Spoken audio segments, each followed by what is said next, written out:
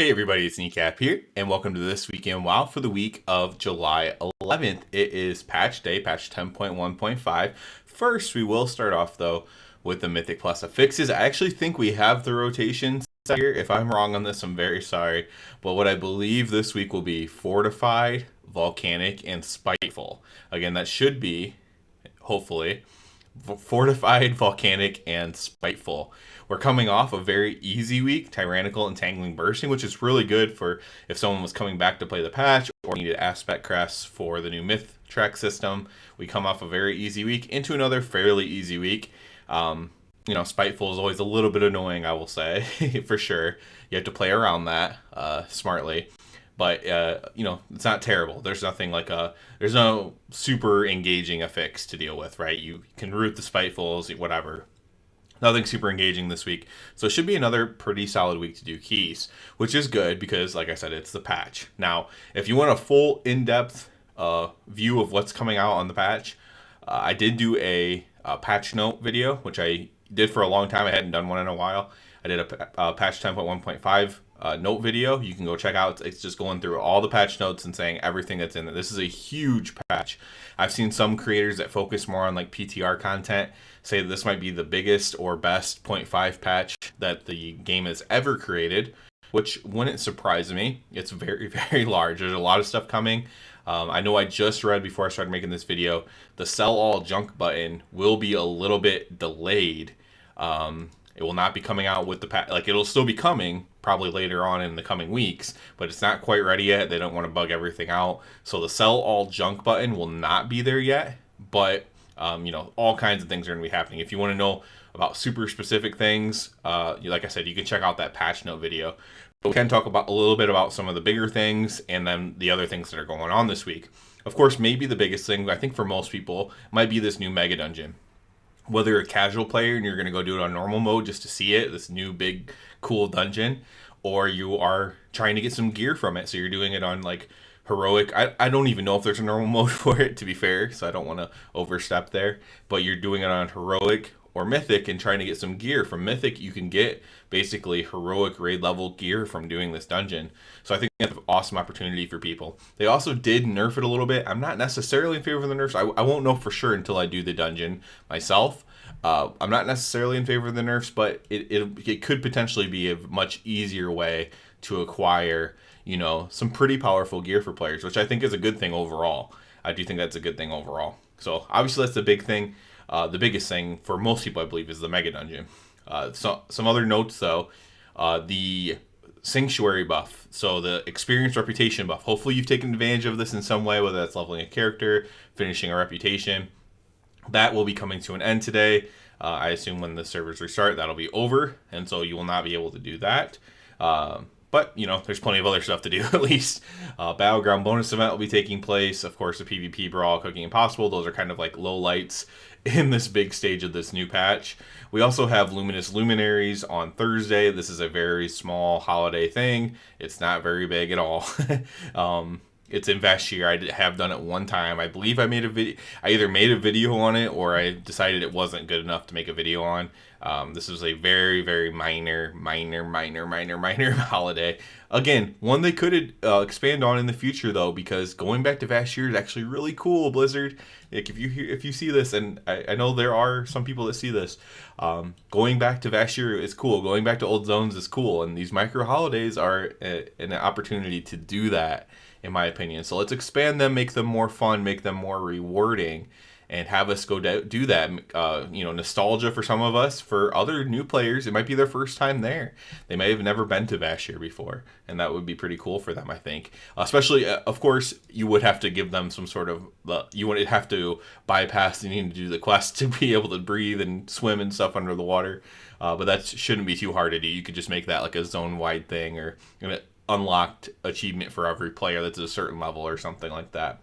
But let's talk a little bit more about the patch. I get off track on these side holidays because it's something I'm very passionate about.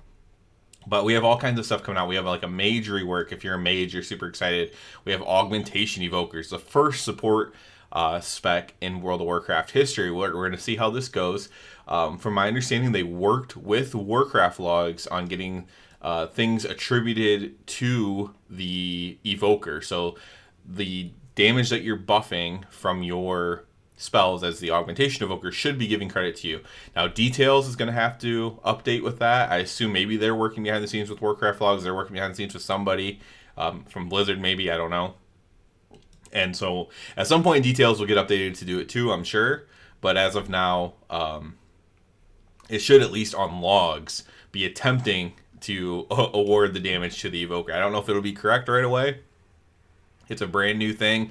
I'm going to give them time to figure it out personally. You know, at least this half of a patch, right? It's coming out a 0.5 patch. At least by 10.2, I'm giving them to, you know, kind of iron out the bugs of this, because it's a brand new thing. And it's a really cool thing that a lot of players, it seems like almost half the player base is interested in playing a support type spec, which is really cool. And it's good to give those options to those players. Like, it's not my thing really, but a lot of the player base, like I've seen, you know, bigger creators do polls and stuff like that with, you know, thousands and thousands of votes. And yeah, it seems like a lot of the player base actually does really want to try that out. So that's pretty cool. You know, obviously there's a million little things. Like I said, you can go back and watch the video if you want all the little things that are coming out with this patch. There's a lot to do. There's outdoor content. If you're an outdoor content casual player, I think you can get up to like 415 item level gear from doing like casual content with this patch. And then, you know, that's gear good enough to get you into that dungeon even and get even higher gear. So this is a great opportunity to gear for a more casual player who's not going to do anything more than like a 5-man dungeon, you know, and they're not going to really, and don't really want to do Mythic Plus or anything. This is a great opportunity for that. Rep Paladins, we are, as of course predicted, falling down the DPS charts. We already knew this was going to come. If you follow this channel, you knew this was going to come. I wouldn't surprise if eventually we're at the very bottom. You know, we could be fighting for bottom at some point, but as everyone's going to have this full gear, 447, 448, especially at the top end, right? That's where we're really looking at the DPS rankings on top end players, because then you can assume everybody's doing their rotation correctly.